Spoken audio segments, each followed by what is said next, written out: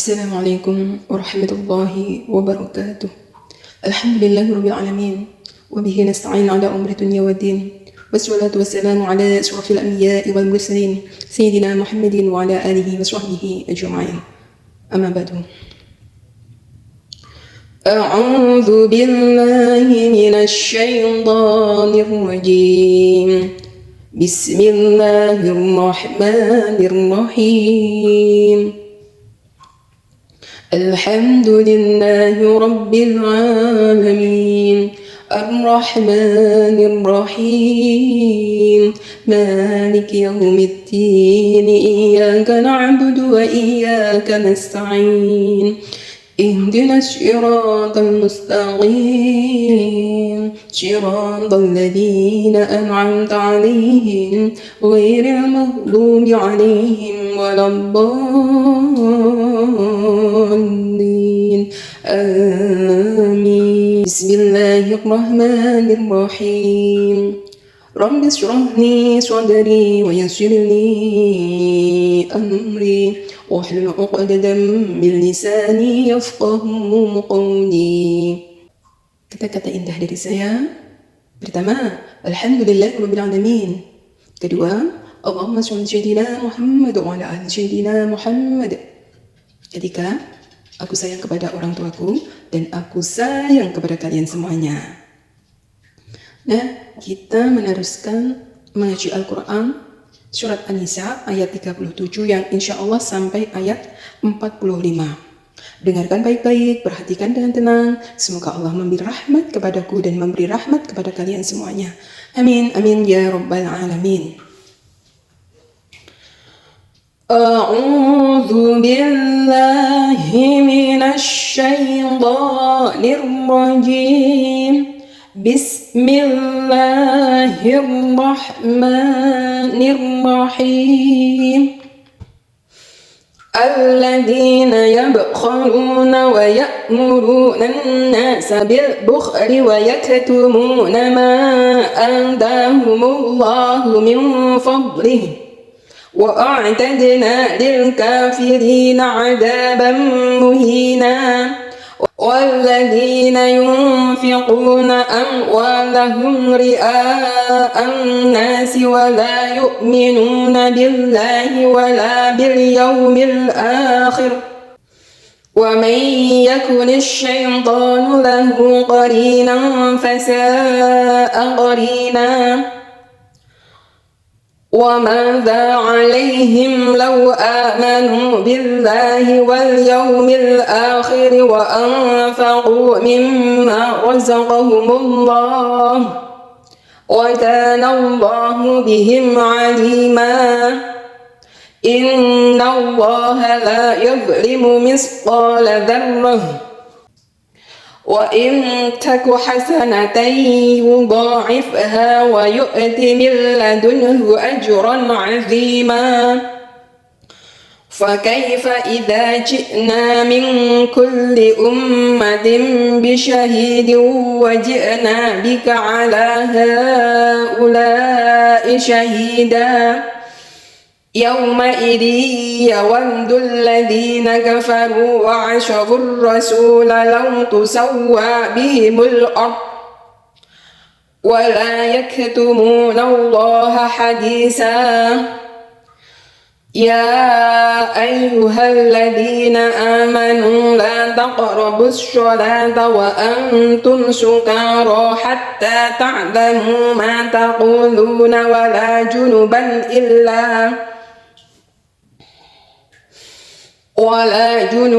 إلا عابري سبيل حتى تغتسلوا. وإن كنتم مرضى أو على سفر أو جاء أحد منكم من الغائط أو لامستم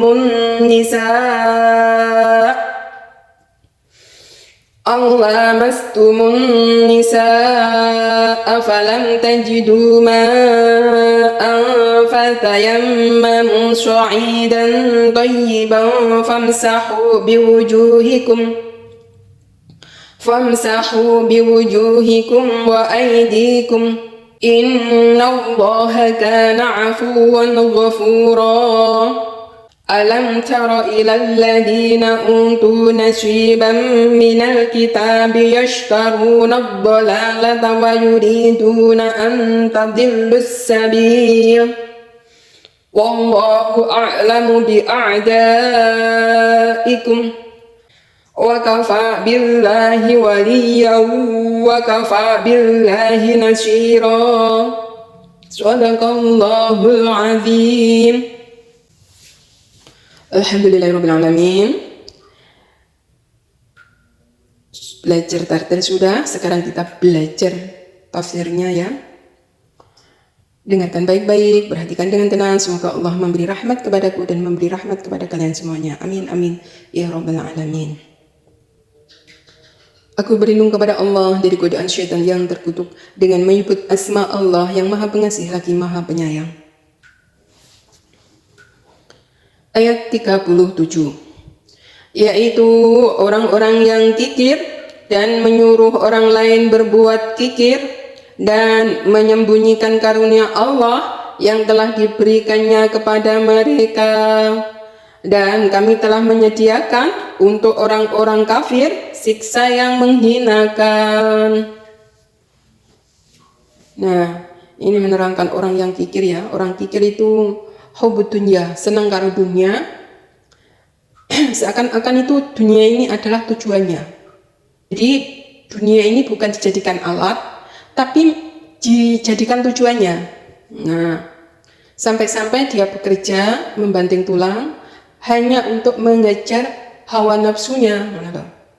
Mereka lupa bersedekah karena nggak mengimani. Harta itu kalau diberikan kepada orang lain itu rugi kata mereka. Sebab mereka nggak mengimani akhirat. Oh, orang itu kalau berderma, memberi, ya nanti di akhirat ya mendapatkan pahala. Nggak percaya.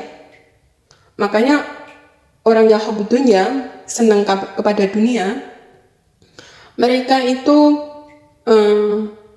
selalu bergelimang dengan hawa nafsunya. Nah, nggak mau yang namanya sedekah itu nggak mau. Yang dikejar-kejar ya dunia terus.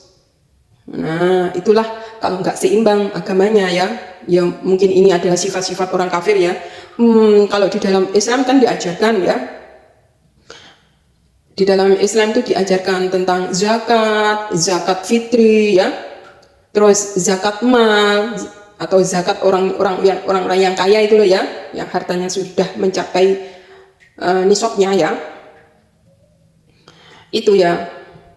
Jadi dalam Islam itu sosialnya tinggi. Makanya di sini diterangkan orang kafir ya. Dan kami telah menyediakan untuk orang-orang kafir siksa yang menghinakan. Nah, inilah orang kafir itu kan nggak percaya kepada Allah, ya Tuhannya. Terus nggak percaya tentang memberi, tentang sedekah ya, nggak mau. Mereka itu pikir. Terus menyembunyikan hartanya. Nah, tetapi insya Allah kalau didikan Islam ya, didikan Islam itu penuh rahmatan lil alamin. Sebab apa? Di dalam Islam itu diajarkan untuk menolong kepada siapa saja ya, khususnya untuk umat Islam ya. Sesama umat Islam itu saling menjaga persaudaraan, saling memberi ya, terus saling menerima ya. Yang memberi dengan akhlak, yang diberi juga dengan akhlak, itu ajaran Islam. Jadi memberi itu bukan hanya harta ya, memberi itu nasihat bisa, doa bisa ya, terus tenaga bisa. Nah, ada orang yang tenaganya lemah ya, dia itu memberinya dengan doa, menyokong dengan doa ya. Ada yang muda, kuat ya, terus dia itu memberinya dengan tenaga. Nah, ada orang yang kaya, nah memberinya dengan hartanya. Nah, itulah perjuangan ya. Di dalam Islam itu memang diajarkan ya, sesuai dengan kekuatannya. Tidak boleh kikir, karena kikir itu sifat-sifat ahli neraka, ya. Terus sifat kikir kuwi menjauhkan dari sifat terpuji. Sebab apa? dia menghalalkan berbagai macam cara ya, ingin mendapatkan dunia ya, terus dunia yang sudah didapatnya ya, itu nggak mau dilepaskan untuk sodako, enggak. Mereka itu mengarah kepada kemaksiatan. Karena hasil yang dihasilkan dari kemaksiatan ya, rumusnya ya seperti itu ya. Orang yang menghalalkan berbagai macam cara, terus dia mendapatkan dunia. Kalau sudah dunia itu didapatkannya, kemudian dia itu jauh dari hidayah. Malah justru dia itu dengan dunia itu yang sudah didapatkan untuk maksiat ya, kemaksiatan. Contohnya seperti apa ya? Seperti judi, seperti mabuk-mabukan, terus untuk membeli barang yang haram dan sebagainya lah. Itu karena hubudunya, nggak percaya akhirat. Lek wong Islam ya, itu dengan aturan cara mencarinya dengan berdoa kepada Allah. Ya, terus jalan mencarinya juga halal yang harus dibolehkan dalam Islam. Setelah harta yang didapat kuwi tinggi sang ibadah ya. Ya kalau berlebihan ya bisa untuk haji. Haji kan membutuhkan biaya. Nah, itu terarah terus. Kemudian untuk menolong fakir miskin. Nah, terarah terus ya. Terus apabila dia itu kaya ya, hartanya melebihi sudah mencapai nisabnya ya, dikeluarkannya hartanya. Jadi berkah kalau orang itu Islam ya. Berbeda orang-orang yang kafir, tidak percaya kepada Allah, tidak percaya kepada Nabi Muhammad utusan Allah. Mereka itu sudah itu namanya dunia yang dikejar ya, dia itu bisa mengakibatkan ke arah kejahatan ya, berbagai macam cara ya, merampok tanah orang, merampok harta orang, terus berbuat aniaya dan sebagainya lah. Mereka itu yang dikejar dunia. Kalau dunia itu didapat katanya ya, itu surganya, terus nggak percaya kepada akhirat. Balasannya itu apa nanti kalau orang itu berbuat kezaliman, merampas hak milik orang, itu enggak mengimaninya. Nah, orang-orang tersebut itu nanti dihinakan oleh Allah, mendapat siksa di nerakanya Allah. Na'udzubillah ini ya, dzalik. Semoga kita dijadikan Allah orang-orang yang cara mencari harta dengan baik ya. Harta yang halal. Orang itu kalau mempunyai tempat yang halal, yang baik ya, terus cara mencari nafkah setiap harinya dengan cara yang baik, terus yang dimakannya itu ya dengan cara yang baik ya, terus beriman, bertakwa kepada Allah, insya Allah ya nanti mendapatkan kemuliaan ya di sisi Allah, yaitu surganya Allah, kenikmatan yang kekal. Sebaliknya orang itu kalau tempat tanahnya itu yang dari hasil itu dengan menjajah, merampok tanah orang, terus cara mencari rezekinya itu ya dengan menzalimi orang, terus berbuat kejahatan. Nah, maka orang-orang itu akan mendapatkan siksa yang menghinakan. Nah, itulah orang-orang yang tidak percaya Allah dan tidak percaya Nabi Muhammad utusan Allah dan tidak percaya negeri akhirat. Ayat 38. Dan juga orang-orang yang menafkahkan harta-harta mereka karena ria kepada manusia, dan orang-orang yang tidak beriman kepada Allah dan kepada hari kemudian. Barang siapa yang mengambil setan itu menjadi temannya, maka setan itu adalah teman yang seburuk-buruknya. Nah, ayat 38 ini menerangkan bahwa orang berderma, orang yang sodako, orang yang memberi pertolongan kepada manusia bentuk apapun ya, kalau tujuannya ria ya kepada manusia, ria itu apa? Ingin dipuji, ingin dilihat, mana loh ya, bukan karena Allah ya. Sebenarnya wong kuwi iki enggak apik, contohnya ngono ya. Tapi lek di hadapan orang ya, akhirnya apik ngono loh. Kuwi jenenge ria. Terus contohnya lagi, wong kuwi enggak pernah sedekah, enggak pernah memberi ngono. Tetapi di hadapan orang, ia itu memberi ngono. Enggak, jadi lek wong lomani ciri-ciri ya waktu sepi, ibadah enggak enek sapa-sapa, enggak dingesni sapa-sapa ya tetap memberi. Terus umpama enak uang ya tetap memberi. karena niatnya itu sudah benar krono Allah Subhanahu wa taala. Kayak wong salat ngono lho. Pisan. Salate wis krono Gusti Allah. Mbuh kuwi dilihat orang atau enggak dilihat orang, lek wis kadung mantep niat ingsun salat ya kuwi ya sing dipandang Allah krono Allah. Ya begitu juga sedekah kuwi. Enak uang, ora ada uang, ya sepangkah tetap memberi krono Gusti Allah. Ngono lho yang dimaksud ya. Batasnya krono niat ya. Ojo batasnya enak uang akeh mbah. Terus wong pimbok lokne pencitraan dan sebagainya. Saya mengerti niatnya memang benar-benar apik ya di dalam hatinya. Nah, jadi lek enek wong loman ya di waktu ramai ya. Kuwi ya aja mbok suuzoni wah riyawi ben dipuji banyak orang, jangan. Nanti kamu malah menjadi penyakit dalam hatimu ya. Hatinya kotor.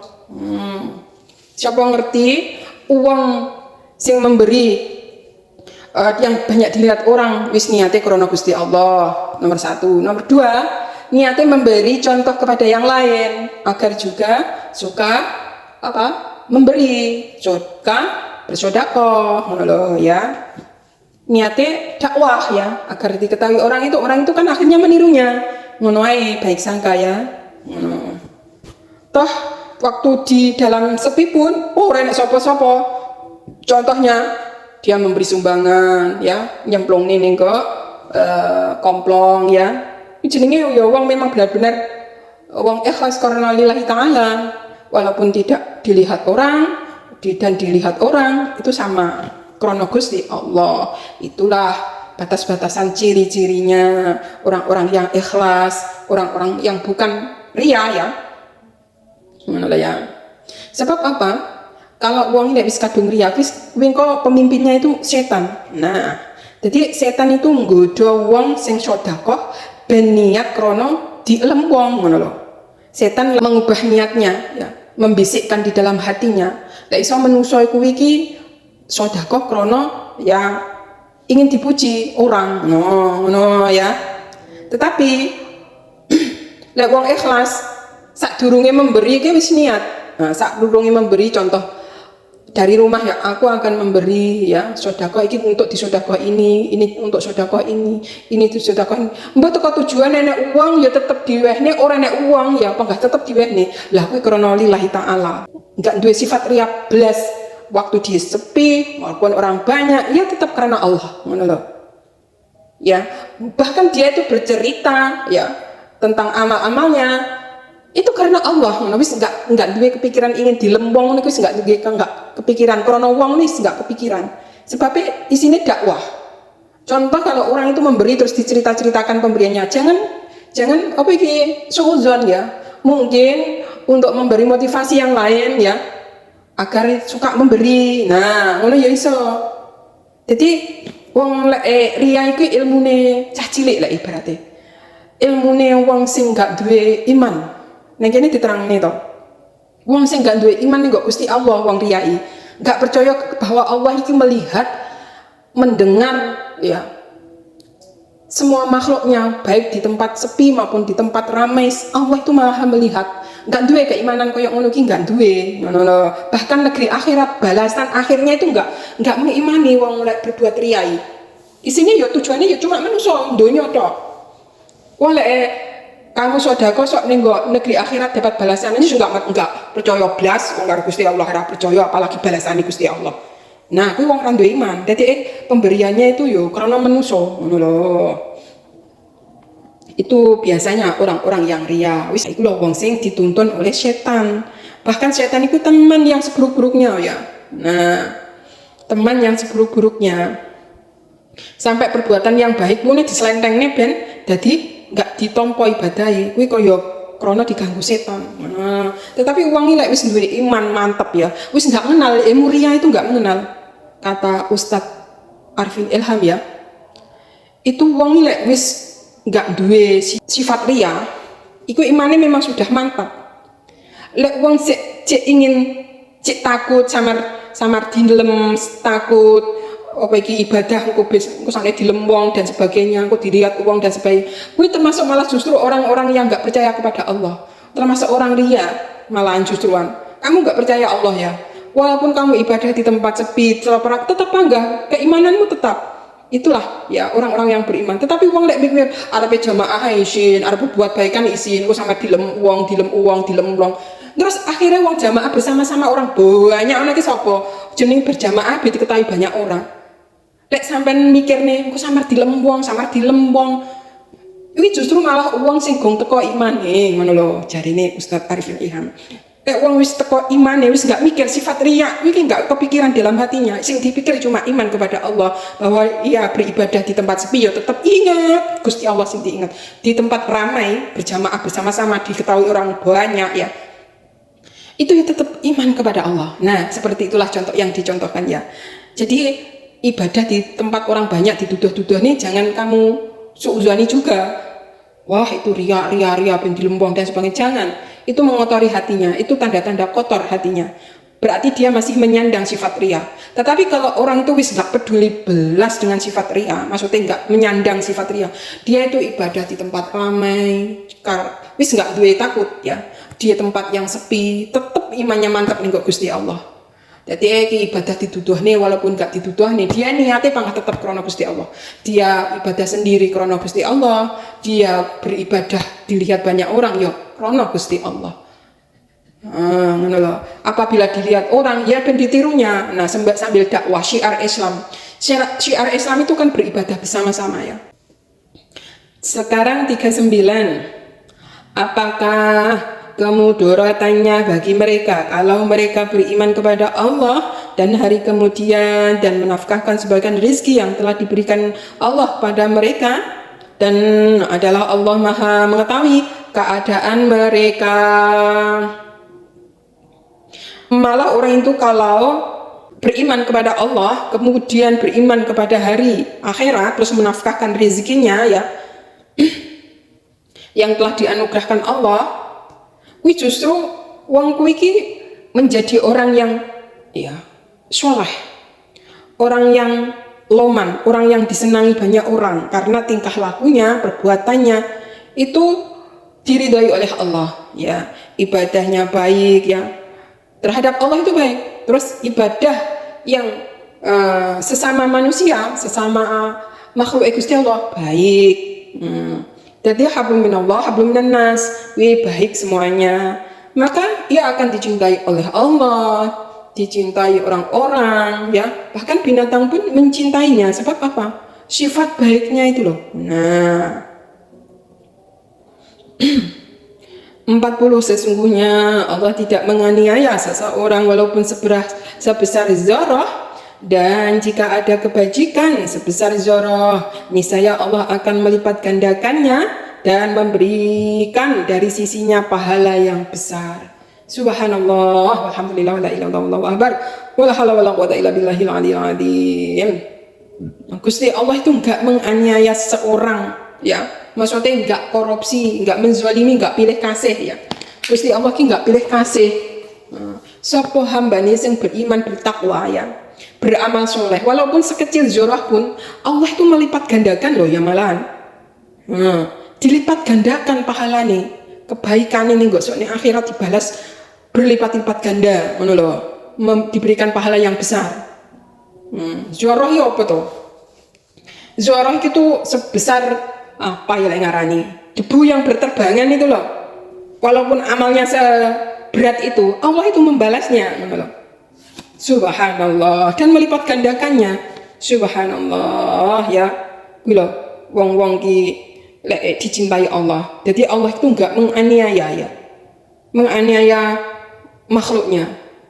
Kalau orang itu menganiaya ya, berbuat zalim ning donya, terus akibatnya sok ning neraka, ki bukan salah Allah, tapi salah dirinya sendiri. Orang itu waktu di dunia menzalimi dirinya sendiri, berbuat kejahatan, berbuat kezaliman yang melampaui batas ya. Berbuat zalim yang melampaui batas sih seperti apa? Ya kui menjajah, merampok tanah orang, merampok harta orang, membunuh orang, membantai orang, mengusir orang. Itu dia itu nanti di akhirat ditempatkan di neraka yang menyala-nyala. Terus apakah orang seperti itu tuh dianiaya oleh Allah? Tidak. Mereka itu menganiaya dirinya sendiri. Kan akibat dari neraka kuwi ya, Kan dari perbuatan yang gak donya, berbuat kerusakan, berbuat ya apa iki kezaliman ya. Makanya di akhirat mendapat siksa ngono lho ya.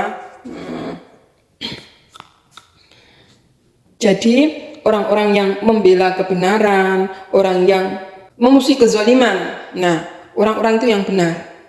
Maju tak gentar, membela yang benar. Maju terus ya, membela yang benar.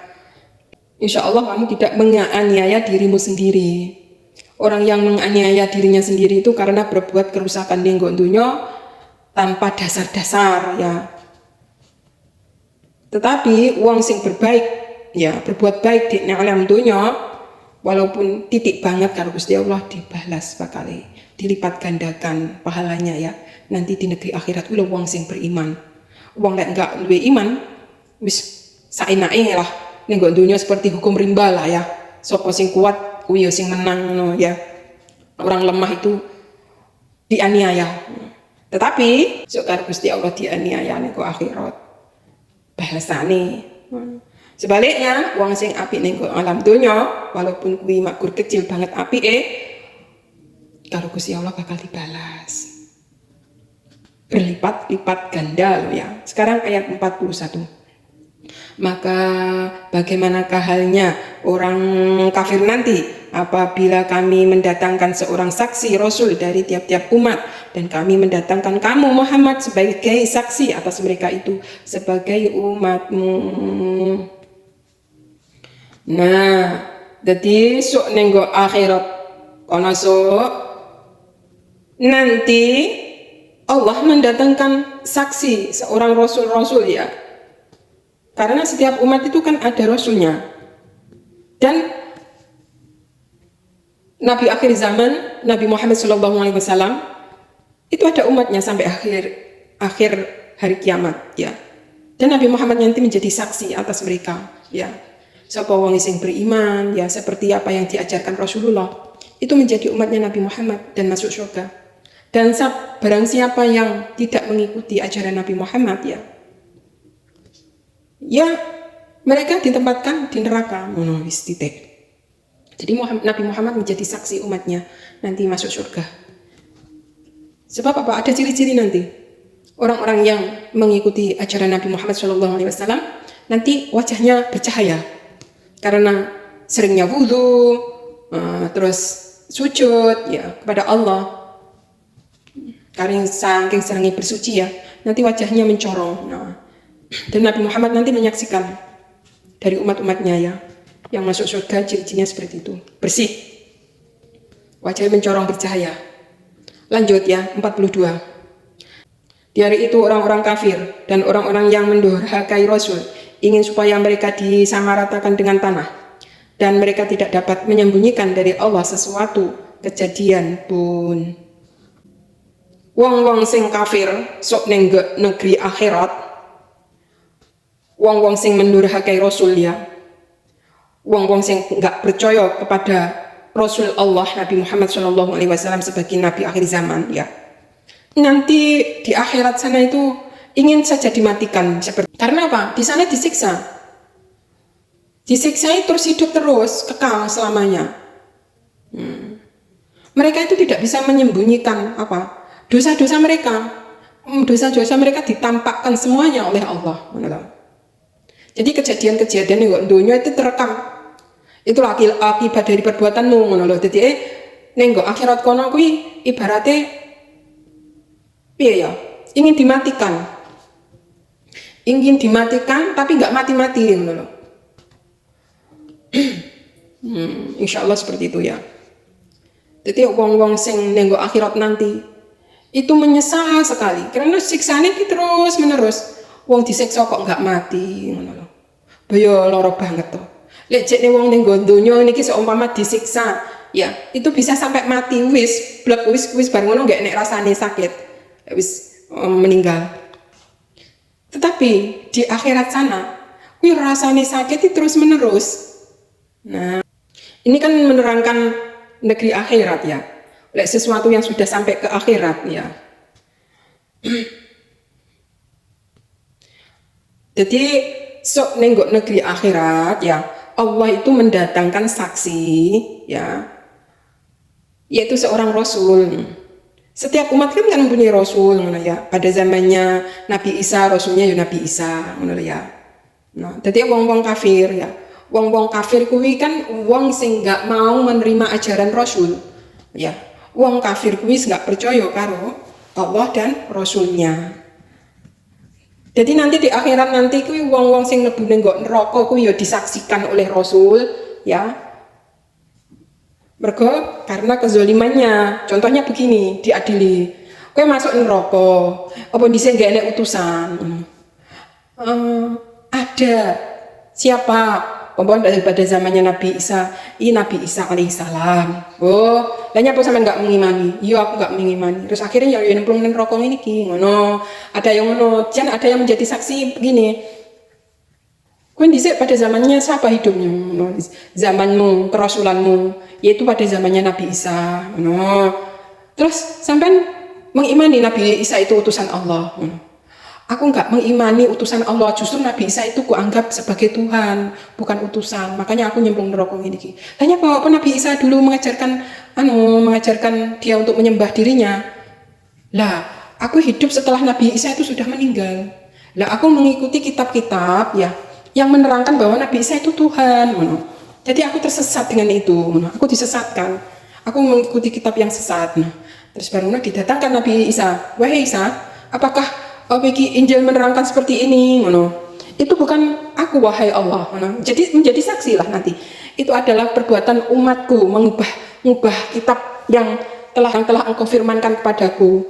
Nah, jadi semuanya itu nanti diadili seperti itu. Menjadi saksi bahwa setiap rasul itu kan mempunyai umat. Begitu juga setiap umat mempunyai seorang rasul, dan seorang rasul nanti menjadi saksi. Zamannya Nabi Muhammad yang menyaksikan ya Nabi Muhammad, zamannya Nabi Isa yang menyaksikan ya Nabi Isa, zamannya Nabi Ibrahim yang menyaksikan Nabi Ibrahim, zamannya Nabi Musa yang menyaksikan Nabi Musa, zamannya Nabi Soleh ya Nabi Soleh, zamannya Nabi Nuh ya Nabi Nuh, dan seterusnya. Ya. Jadi mereka nanti masuk surga bersama rasul-rasulnya. Dan orang-orang kafir nanti ya diberi hukum, rasul juga menjadi saksi. Bahkan rasul itu memberi bahwa itu bukan ajaran saya ya Allah, itu ajaran orang-orang yang mengubah-ubah kitab-kitab suci, menjadi saksi seperti itu. Dan semuanya nanti dimintai pertanggungjawaban seperti pengadilan ya. Tapi kalau pengadilannya nggak kena disuap, pengadilannya itu jujur, pengadilannya itu amanah, dan pengadilannya itu tidak bisa disembunyikan dari Allah ya. Perbuatan-perbuatan manusia di dunia. Subhanallah, alhamdulillah. Sekarang kita menerangkan kesucian lahir dan batin ya. Tadi sudah menerangkan tentang kewajiban terhadap Allah dan terhadap sesama manusia.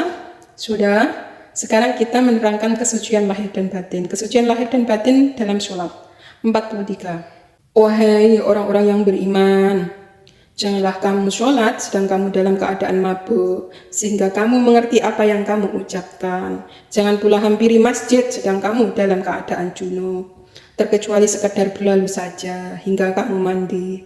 Dan jika kamu sakit atau sedang dalam musafir atau kembali dari tempat buang air, atau kamu telah menyentuh perempuan, kemudian kamu tidak mendapat air, maka bertayamumlah kamu dengan tanah yang baik atau suci. Sapulah mukamu dan tanganmu, sesungguhnya Allah Maha Pemaaf lagi Maha Pengampun. Menerangkan kesucian lahir dan batin dalam sholat. Jadi wong-wong sing beriman dia sing diperingat nih. Jadi wong lek sholat ya, ojo mabuk. Wong mabuk iki nggak sadar toh. Lek wong nggak sadar ya ojo sholat. Wong mabuk kuwi iki enggak oleh sholat ya. Yang diminum kan minuman keras itu kan najis toh. Jadi enggak oleh sholat. Enggak bisa konsentrasi, malah memperburuk keadaan nanti ya. Apalagi menjadi makmum. Nanti malah berbuat gaduh. Karena enggak sadar ya mereka mabuk. Wong mabuk iki hilang ingatan. Sehingga kamu sadar. Ya wis sadar ya, terus akhirnya kan malah apa yang kamu ucapkan ngerti toh, Nah, gue boleh sholat. Terus jangan pula hampiri masjid sedang kamu dalam keadaan junub. Ya, hadas besar. Tetapi kalau junub ini karena apa? Karena habis bersanggama suami istri. Terkecuali sekedar berlalu saja. Lek emak liwat tok ya nggak apa-apa. Terus akhirnya mandi, ya. Mandi ya oleh mendekati masjid. Dan jika kamu sakit atau sedang dalam musafir, ya, atau kembali dari tempat buang air, atau kamu telah menyentuh perempuan, kemudian kamu tidak mendapat air, maka bertayamumlah. Kon tayamum ya. Lek sakit boleh tayamum ya. Wis pomong uang wis nggak kuat ya jen wudu ra iso jen sebagainya, wis pokoknya sakit apapun ya. Nggak iso berwudu boleh tayamum. Kalau wong musafir nggak mendapatkan air, atau wong pipis nggak enak air, terus wong batal wudune setelah menyentuh perempuan terus nggak enak air, oleh apa? Dengan tayamum itu dengan debu yang suci ya, oleh karo tembok ya oleh debu nih kono yang debu yang menempel di tembok-tembok ya bisa untuk jadikan tayamum. Kon ngusap mukanya dan tangannya wis titik suci. Sesungguhnya Allah Maha Pemaaf lagi Maha Pengampun. Nah, jadi Gusti Allah itu memaafkan. Karena apa? Enggak mendapatkan air, terus kemudian tayamum. Oleh karena Gusti Allah, memang dimaaf nih, karena ya memang ada halangan ya. Sekarang ayat 44 menerangkan tentang orang-orang yang tidak suci batinnya dan ancaman Allah terhadap mereka. 44. Apakah kamu tidak melihat orang-orang yang telah diberi bagian dari Alkitab Taurat, mereka memilih kesesatan dengan petunjuk, dan mereka bermaksud supaya kamu tersesat menyimpang dari jalan yang benar. Nah, jadi wong-wong sing kotor hatinya ya. Itu apa? Mereka itu sesat ya. Tapi seakan-akan apa? Mereka itu mendapat petunjuk. Nah, untuk menyesatkan manusia. Nah, jadi petunjuk itu disesat-sesat nih. Apa? Dengan keduniaan, hawa nafsu dunia. Terus akhirnya orang itu bisa tersesat, menyimpang dari jalan yang benar. Nah, itu jadi pada kitab Taurat ya. Jadi kitab-kitab yang benar itu dimelencengi ya. Seakan-akan mereka itu seperti petunjuk, ya padahal mereka itu menyesatkan. Sehingga banyak orang yang tersesat dari jalan yang benar. Lanjut ya 45. Dan Allah lebih mengetahui daripada kamu tentang musuh-musuhmu, dan cukuplah Allah menjadi pelindung bagimu, dan cukuplah Allah menjadi penolong bagimu. Zikir ya. Jadi orang yang menjadi musuh-musuh Allah itu tahu. Nah, jadi orang yang tidak percaya kepada Allah terhadap Rasulnya Nabi Muhammad itu musuh Allah. Tapi mereka itu seakan-akan membaca kitab, ya mereka juga mempunyai kitab suci. Tapi kitab suci mereka itu sudah dirubah-rubah sesuai hawa nafsunya untuk menyesatkan ya. Untuk menyesatkan manusia agar tersesat, menyimpang dari jalan yang benar. Nah, itulah. Jadi Allah itu lebih mengetahui ya, mana musuhnya dan mana yang menjadi hambanya. Jadi musuh-musuhnya umat Islam itu Allah mengetahui. Sebab orang Islam itu kenapa kok punya musuh? Padahal orang Islam itu kan baik. Dia menjalankan perintah Allah ya. Kemudian mereka sudah mempunyai suri tauladan yang baik Nabi Muhammad. Kenapa kok tetap ada musuh? Tetap dimusuhi. Sebab musuh mereka itu orang jahat. Orang jahat itu untuk menguji orang-orang yang beriman. Lah, orang-orang yang beriman, bertakwa kepada Allah, itu diuji dengan kejahatan orang-orang yang jahat. Terus kalau nggak diuji, mereka siapa yang menguji? Itulah Allah itu memilih hamba-hambanya, ya. Toh kalau mereka itu mati syahid, Allah memilih mereka mana orang yang menjadi syuhada, pilihannya. Nah, itulah ternyata ada hikmahnya. Ternyata Allah mencintai, berarti Allah memuliakan, ya, orang-orang yang beriman apabila dimusuhi. Padahal orang beriman kan sudah baik, kok tetap dimusuhi. Ya itulah orang-orang beriman. Bahkan orang-orang beriman itu sholat diganggu. Orang beriman itu beribadah tetap diganggu. Apapun kebaikanmu di dunia itu, musuh itu gak suka terhadapmu. Nah, seperti itu. Mereka kelihatannya orang-orang yang mempunyai kitab, tapi kitab mereka itu mengajarkan kesombongan. Gurunya sudah iblis. Mengajarkan kesombongan bagaimana? Ya, mengajarkan mereka umat yang terbaik. Selain mereka itu binatang, itu kan iblis. Menganggap dirinya lebih baik. Selain mereka itu binatang, itu kan yang diajarkan Taurat yang salah ya. Nggak ada, padahal Taurat nggak mengajarkan seperti itu. Nah, itu contohnya. Jadi cukup Allah lah yang menjadi penolong, ya. Dan cukuplah Allah menjadi pelindung. Bisa dijadikan apa itu? Zikir. Wa kafa billahi waliya wa kafa billahi nasyira. Surat An-Nisa ayat 45. Ya. Ini untuk motivasi, ya, perjuangan orang-orang yang baik ya. Apabila dizolimi orang jahat, orang kafir, orang bengis, orang kejam, itu zikirnya wa kafa billahi waliya wa kafa billahi nasyira. Jadi hidup mulia, tetap mulia, berjuang melawan kezaliman. Toh kalau mati Allah memberi pertolongan, ya, memberi kemuliaan. Allah ternyata memilih siapa yang akan menjadi syuhadanya. Subhanallah walhamdulillah wala ilaha illallah wallahu akbar. Ternyata ada hikmahnya. Dan kematian yang paling dicintai Allah, dipilih Allah, itu kematian yang syahid atau syuhada, menjadi syuhada. Itu orang-orang yang berjuang, orang-orang yang sudah baik ya, beriman, bertakwa, mengikuti suri tauladan Nabi Muhammad SAW. Ya, tapi mereka itu dimusuhi. Nah, otomatis melawan kezaliman, melawan kebatilan itu mendapat ridho Allah. Nah, jadi kalau mereka itu menang, ya itu anugerah dari Allah. Toh kalau mereka itu mati, itu mati syahid. Makanya zikirnya cukuplah Allah ya yang menjadi pelindung, dan cukuplah Allah yang menjadi penolong. Nah, semoga Allah memberi pelindung ya orang-orang yang terzalimi di dunia, ya semoga Allah juga memberi pertolongan, hidup mulia. Atau kalau mereka itu mati syahid, itulah perjuangan. Perjuangan itu memang Allah itu memilih ya hambanya yang akan jadikan syuhada, yaitu orang-orang pilihan, orang-orang yang mati syahid. Subhanallah, walhamdulillah, wala ilaha illallah, wallahu akbar, wala haula wala quwata illa billahil aliyyil azim. Alhamdulillahirabbil alamin, sudah selesai. Kalau ada yang benar boleh diikuti, kalau ada yang salah boleh dikritisi untuk membangun kedepannya menjadi insan yang lebih mengerti. Mohon maaf dan mohon diampuni. Ihdinas siratal mustaqim. Wassalamualaikum warahmatullahi wabarakatuh.